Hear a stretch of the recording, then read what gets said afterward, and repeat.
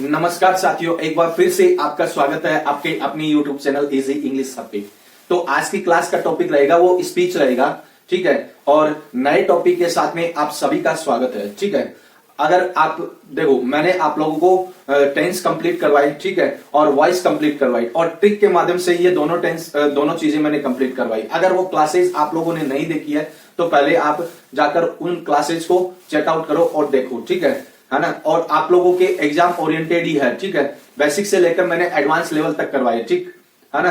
तो आप उन क्लासेस को पहले देखो। आप लोगों ने बहुत कुछ मिस कर दिया है, यूं मानो, ठीक है ना। अगर देखो, अगर ये क्लास आपको वाकई में अच्छी लगे तो एक लाइक जरूर करते हुए चलना, ठीक है ना। पहले देखो और फिर लाइक करना, ठीक है। अगर आप चैनल पे नए हो तो चैनल को सपोर्ट करना मत भूलना, ठीक है। और साथ ही साथ बेल आइकन को प्रेस करना मत भूलना ताकि आगे आने वाली क्लासेस की नोटिफिकेशन आपको मिलती रहे, ठीक है। तो चलो आज का टॉपिक अपन स्टार्ट करते हैं, आज की क्लास अपन स्टार्ट करते हैं। Let's start the class without delay. अब देखना क्या होता है स्पीच, भाई, है ना। अपनी फ्लाइट है वो टेक ऑफ करने वाली है, बड़ी शानदार क्लास होने वाली है, एंड तक बने रहना, ठीक है। स्पीच, अब देखो स्पीच में आपको स्पीच या फिर इसे कई लोग नरेशन भी बोलते हैं, ठीक है। नरेशन ही स्पीच है और स्पीच ही नरेशन है, बस इतना ही आप लोगों को ध्यान रखना। डेफिनेशन नहीं पूछेगा आप लोगों से, ठीक। अब देखना स्पीच है वो दो टाइप की होती है। मैं लैंग्वेज लिखा हूं कि there are two types of speech, वो उससे कोई मतलब नहीं है। ये फ्लो चार्ट मैंने बना दिया, ठीक है। डायरेक्ट स्पीच और इनडायरेक्ट स्पीच, ठीक है। अब इसे डायरेक्ट नरेशन बोल दो चाहे इसे इनडायरेक्ट नरेशन बोल दो, स्पीच बोल दो चाहे नरेशन बोल दो, एक ही बात है, ठीक है। अब देखना डायरेक्ट नरेशन क्या होता है कि डायरेक्ट नरेशन में दो व्यक्ति होते हैं, यानी इसमें टू पर्सन्स होते हैं, ठीक है। यानी स्पीच, वैसे स्पीच होती क्या है? स्पीच जब कोई स्पीकर अपने विचारों को व्यक्त करे वो स्पीच है, ठीक है ना। लेकिन डायरेक्ट में क्या होता है? डायरेक्ट में दो व्यक्तियों के बीच में होता है, ठीक है। यानी दो व्यक्तियों के बीच में होता है डायरेक्ट स्पीच, ठीक है। अब आप इसे यूं भी कह सकते हैं कि भाई कि जब वक्ता या स्पीकर अपनी बात है वो दूसरों के सामने ज्यों का त्यों रखे, वो डायरेक्ट स्पीच है, ठीक है। और इसमें दो व्यक्ति होते हैं। अब देखना इनडायरेक्ट स्पीच में क्या है। इनडायरेक्ट स्पीच में ये है कि जब स्पीकर अपनी कही गई बात को अपने ही शब्दों में डालकर कहे, वो इनडायरेक्ट स्पीच है। इसमें क्या है? इसमें थर्ड पर्सन भी शामिल हो जाता है, ठीक है। इसमें थर्ड पर्सन भी शामिल हो जाता है,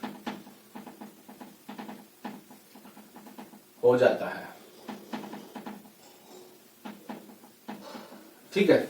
समझ में आ गई चीज, है ना। अब देखो ये तो हो गया डायरेक्ट और इनडायरेक्ट स्पीच क्या है, ठीक है। अब पार्ट्स ऑफ डायरेक्ट स्पीच, मतलब आप लोगों को यह भी पता होना चाहिए कि पार्ट्स ऑफ डायरेक्ट स्पीच के पार्ट्स कौन कौन से होते हैं। क्योंकि मतलब कि जितने भी आगे रूल आएंगे या फिर ट्रिक्स आएगी, वो सारे के सारे इस पे ही डिपेंड करेंगे, ठीक है। तो अपन को ध्यान में होना चाहिए कि देखो इसको पहला पार्ट, यानी दो पार्ट होते हैं डायरेक्ट स्पीच के, एक तो रिपोर्टेड वर्ब और एक रिपोर्टेड स्पीच। कई लोग इसे रिपोर्टिंग वर्ब बोलते हैं, रिपोर्टिंग स्पीच बोलते हैं। रिपोर्टेड और रिपोर्टिंग एक ही चीज है, ठीक है। उसमें कोई आप लोगों को उलझना नहीं है, ठीक है ना। देखना रिपोर्टेड वर्ब, इन्वर्टेड कोमा के बाहर वाला जो हिस्सा रहता है वो रिपोर्टेड वर्ब है, ठीक है। अब रिपोर्टेड स्पीच क्या है? इन्वर्टेड कोमा के अंदर वाला हिस्सा है वो रिपोर्टेड स्पीच। अब देखना ये एग्जांपल है कि देखो ये जो पार्ट है ना, इन्वर्टेड कोमा के बाहर वाला पार्ट है वो रिपोर्टेड वर्ब है, ठीक है ना। और ये जो इन्वर्टेड कोमा के अंदर वाला जो हिस्सा है वो क्या है? रिपोर्टेड स्पीच है। बस ऐसे ही याद रख लेना तुम लोग, ठीक है ना। तो एक बार स्क्रीनशॉट लो फटाफट, आगे और बताऊंगा आप लोगों को। ले लिए स्क्रीनशॉट। अब देखना आगे क्या है। देखो कुछ बेसिक्स है जो अपन को फॉलो करने पड़ते हैं, ठीक है। यानी जब अपन डायरेक्ट से इनडायरेक्ट स्पीच बनाते हैं तो कुछ बेसिक बातें हैं जो फॉलो करनी पड़ती है, ठीक है। वो क्या है? देखना कि इन्वर्टेड कोमा को हटा दिया जाता है। यानी जब अपन डायरेक्ट से इनडायरेक्ट स्पीच बनाते हैं तो इन्वर्टेड कोमा हट जाती है, ठीक है ना। मतलब इसके ना 10 एक रूल है आप लोगों के, यानी basic rules for direct to indirect के 10 रूल है। 10 रूल वो आप लोगों के काम के नहीं है, जो मेन चीज है वही मैं आप लोगों को यहाँ पे करवा रहा हूँ, ठीक है ना। अब देखना कोमा को हटाकर दैट या इफ कंजक्शन को लगा दिया जाता है या लगाना होता है, ठीक है ना। अब देखना अब इसमें क्या है? रिपोर्टेड वर्ब में कोई ऑब्जेक्ट हो, ठीक है। रिपोर्टेड वर्ब में कोई ऑब्जेक्ट हो तो सैड टू का टोल्ड हो जाएगा, सेज का टेल्स हो जाएगा और से का टेल हो जाएगा। ठीक है, अगर ऑब्जेक्ट हो तभी होगा, वरना तो नहीं होगा। ठीक है, इस बात को इस तरीके से ध्यान रखना। और एक चीज है वो table of pronoun. Table of pronoun को भी अपन को कंसीडर करना पड़ता है। ठीक है, टेबल ऑफ प्रोनाउन को अपन को कंसीडर करना पड़ता है। ठीक है, अब क्या है देखो, अब मतलब कि प्रोनाउन के 3 केसेज होते हैं। आपको मैंने पीछे वॉइस में भी बताया था, प्रोनाउन के 3 केसेज होते हैं, सब्जेक्टिव केस, पॉजिटिव केस और ऑब्जेक्टिव केस, है ना। अब देखना कि सब्जेक्टिव केस जैसे आई है तो इसका माई हो जाएगा, मी हो जाएगा ऑब्जेक्टिव। ठीक है, इसका वी है, our, us, they, their, them. ठीक है, you, your, you, he, his, him. ठीक है, और इसके बाद में she, her, it, its, it. जैसे कोई नाम है तो हिज, हिम। ठीक है, राम जैसे नाम है या फिर सीता नाम है कोई तो हर हो जाएगा। ठीक है, ऐसे आप लोगों को प्रोनाउन की टेबल भी आप कंसीडर करनी पड़ेगी। ठीक है ना। तो एक बार स्क्रीनशॉट लो, इसका ले लिया स्क्रीनशॉट। अब देखना आगे changes for direct to indirect speech. ठीक है, यानी जब अपन डायरेक्ट से इनडायरेक्ट स्पीच में चेंज करते हैं तो क्या क्या चेंज होते हैं, कितने टाइप के चेंज होते हैं, और ये चेंजेस यानी शुरू से लेकर एंड तक इस चैप्टर में चलेंगे। ठीक है ना, चाहे वो बेसिक हो चाहे वो एडवांस हो। ठीक है, उससे मतलब नहीं है, लेकिन ये चेंजेस है वो चलेंगे ही चलेंगे पूरे चैप्टर में। ठीक है, अब देखना क्या कि सबसे पहले यहां पर प्रोनाउन संबंधी चेंज होता है, यानी जो प्रोनाउन से रिलेटेड जो चेंज होता है वो होता है। ठीक है ना। और उसके बाद में होता है टेंस से रिलेटेड, यानी टेंस संबंधी जो चेंजेज होता है वो होता है। ठीक है, टेंस को भी चेंज करते हैं अपन। ठीक, अब देखना, और फिर टाइम या डिस्टेंस को चेंज करते हैं। अब इसे मतलब कि इसे कई है ना, कई एडवर्ब भी बोलते हैं, यानी चेंजेज इन एडवर्ब। ठीक है, ये भी बोलते हैं। ठीक है, तो उससे कोई ज्यादा फर्क नहीं पड़ेगा। ठीक है ना।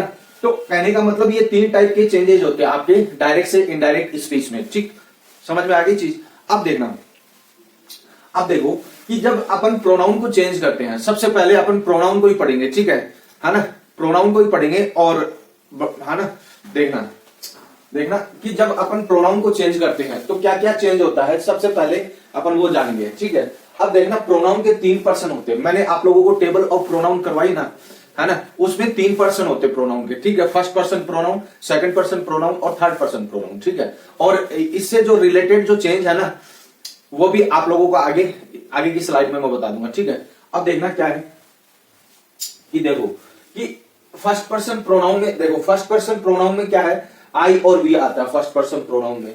फिर सेकंड पर्सन में आता है यू, और थर्ड पर्सन में क्या आता है, ही, सी, इट, दे और एनी नेम। ये सारे थर्ड पर्सन में आ गए। ठीक है ना। तो एक बार स्क्रीनशॉट लो इसका, और आगे और बताऊंगा आप लोगों को। ले ली स्क्रीनशॉट। अब देखना आगे कि प्रोनाउन, ये इस क्लास की लास्ट स्लाइड है। ठीक है, यहीं तक अपन पढ़ेंगे। ठीक है ना।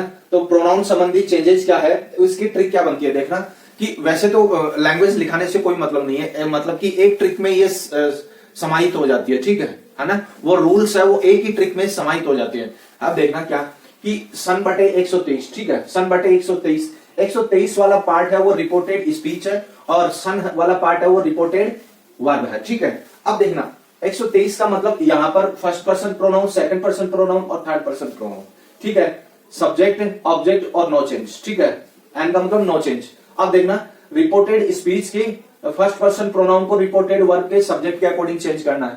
ठीक है, सेकंड पर्सन प्रोनाउन को ऑब्जेक्ट के अकॉर्डिंग चेंज होगा, और थर्ड पर्सन में नो चेंज होगा। ठीक है, इसीलिए मैंने वो जो प्रोनाउंस से रिलेटेड जो केसेस बताए ना, है ना, और जो पर्सन्स बताए वो इसीलिए मैंने बताया ताकि आपको ये ट्रिक समझ में आ जाए। ठीक है, अब देखना एग्जांपल देखना, he says to me I am working. ठीक है, तो ही देखना ये जो हिस्सा ना, ये हिस्सा है वो क्या है, रिपोर्टेड वर्ब, ये हिस्सा है रिपोर्टेड स्पीच। ठीक है, अब यहां पर चेंज क्या होगा, ऑब्जेक्ट है तो टेल्स हो जाएगा। ठीक है, अब ये कोमा हटकर दैट कनेक्टिव लग जाएगा। ठीक, अब देखना, और इसके बाद में इसमें मतलब कि इसके टेंस में चेंज नहीं होगा। ठीक है, इसके टेंस में चेंज नहीं होगा।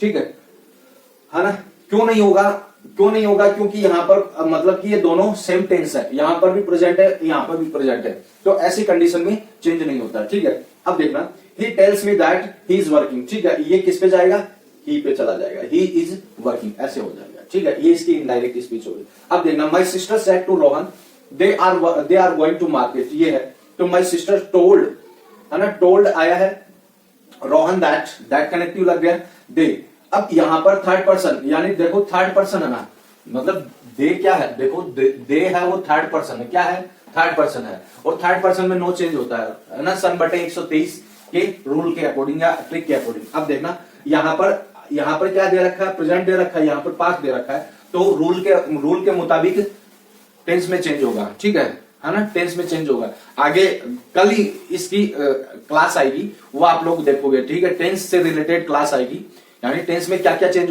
होते हैं डायरेक्ट से इनडायरेक्ट स्पीच में, वो क्लास जरूर देखना, ठीक है ना।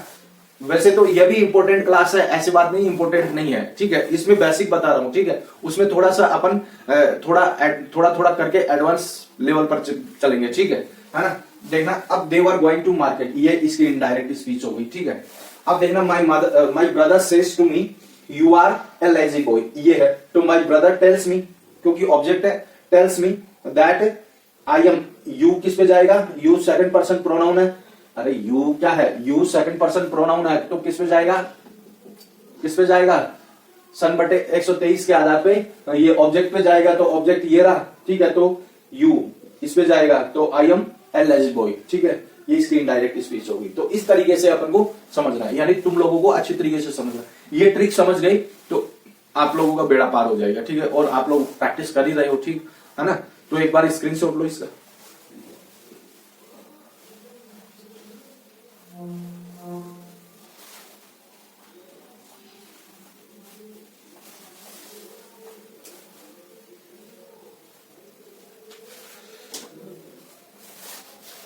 ले लिए स्क्रीनशॉट, ले लिए क्या स्क्रीनशॉट, ठीक है। बस आज की क्लास में इतना ही है, ठीक है, आज की क्लास में इतना ही। अगर ये क्लास अच्छी लगी है तो एक लाइक जरूर बनता है, ठीक है। अगर चैनल पे नहीं हो तो सब्सक्राइब कर लेना, और बेल आइकन को प्रेस कर लेना, ताकि आगे आने वाली क्लासेस की नोटिफिकेशन आपको मिलती रहे, ठीक है। और इस चैनल पे, इस प्लेटफॉर्म पे आपको रेगुलर और नियमित क्लास दी जा रही है, ठीक है, इंग्लिश ग्रामर की नियमित क्लास दी जा रही है। तो मेरा यही सुझाव है कि आप रेगुलर रहा करो, ठीक है, बीच में स्किप करके मत जाया करो, रेगुलर रहा करो, ठीक है, और एंड तक देखा करो, ठीक है, क्योंकि रेगुलरिटी सबसे इंपॉर्टेंट चीज होती है आप लोगों की कॉम्पिटिटिव एग्जाम में, ठीक है।